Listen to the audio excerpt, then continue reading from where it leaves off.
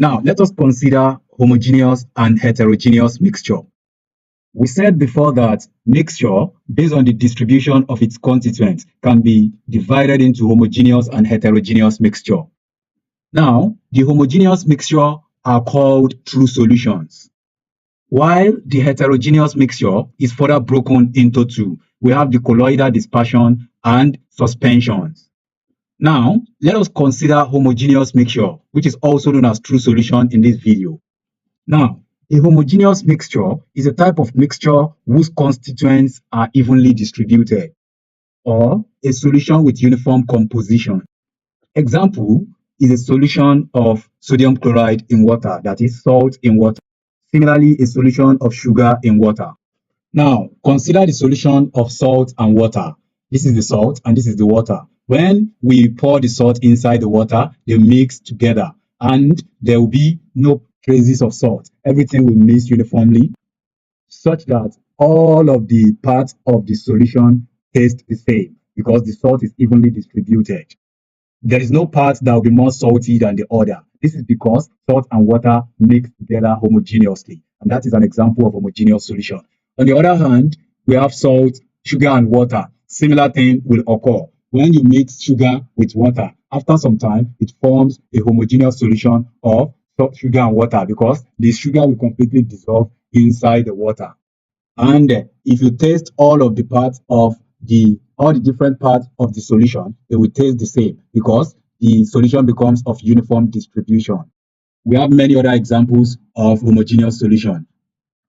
But take these two, these are very common in our everyday life.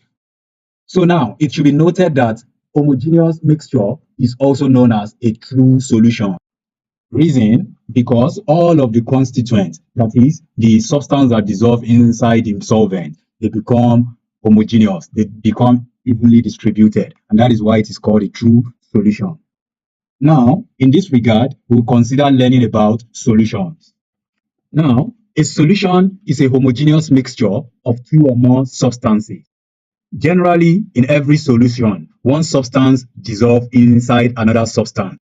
The substance that dissolves inside another substance is called solute, while the substance that dissolves solute is known as solvent.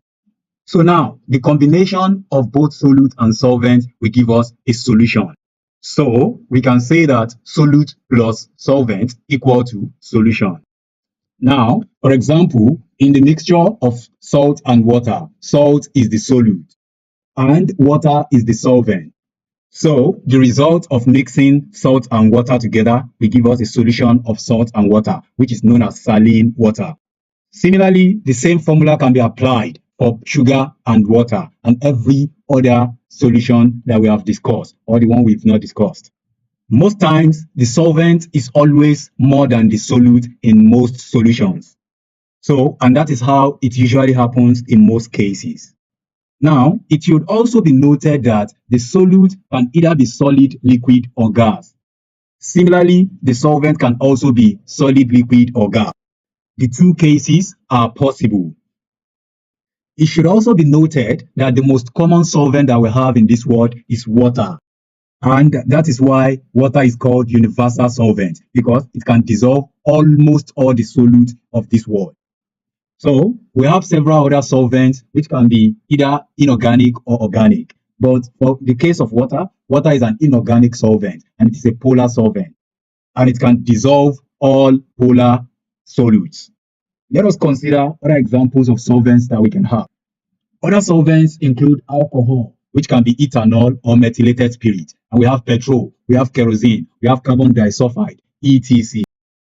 Also, let us consider some common examples of solutions and their constituents. Now, here are some common solutions and their constituents. So this table shows the solution, their solute, and their solvents. The first one that I have here is brine. So the solute inside brine is salt, just our common salt, sodium chloride. And the solvent is water. So this is an example of solid solute, and liquid solvent. Next, we have tincture of alcohol. So the solute is iodine and the solvent is alcohol. You can see we also have solid solute here and liquid solvent. Next, we have air. Air contains oxygen as the solute, and the greater percentage of air is nitrogen, which is about 79%. And nitrogen is the solvent. And this is an example of gaseous solute and gaseous solvent.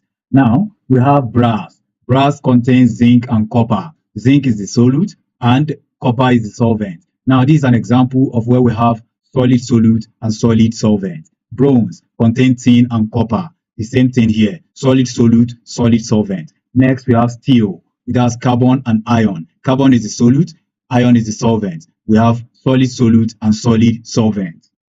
So this clearly shows that solute can either be solid, liquid, or gas. Similarly, solvent can also be solid, liquid, or gas. Now, it should also be noted that the dissolved solute inside a solution is called crystalloid. What do I mean? I mean the dissolved solute particles inside a true solution are called crystalloids. So, crystalloids are very small and minute such that they cannot be viewed or seen with the naked eyes. So, in every true solution, such as a solution of salt in water or sugar in water, the crystalloids are the dissolved solute particles inside it. You can see, you will observe that in sugar solution, we can't even see the sugar again. They have completely dissolved. We can only feel their presence by tasting the sugar solution. So watch this image carefully. Look at the original image when the water is mixed with sugar. Now, this is the result. This is the resulting solution. The solute particles, which are the sugar particles, have completely dissolved. So we can't see them again with our naked eyes. They become crystalloids inside the solution.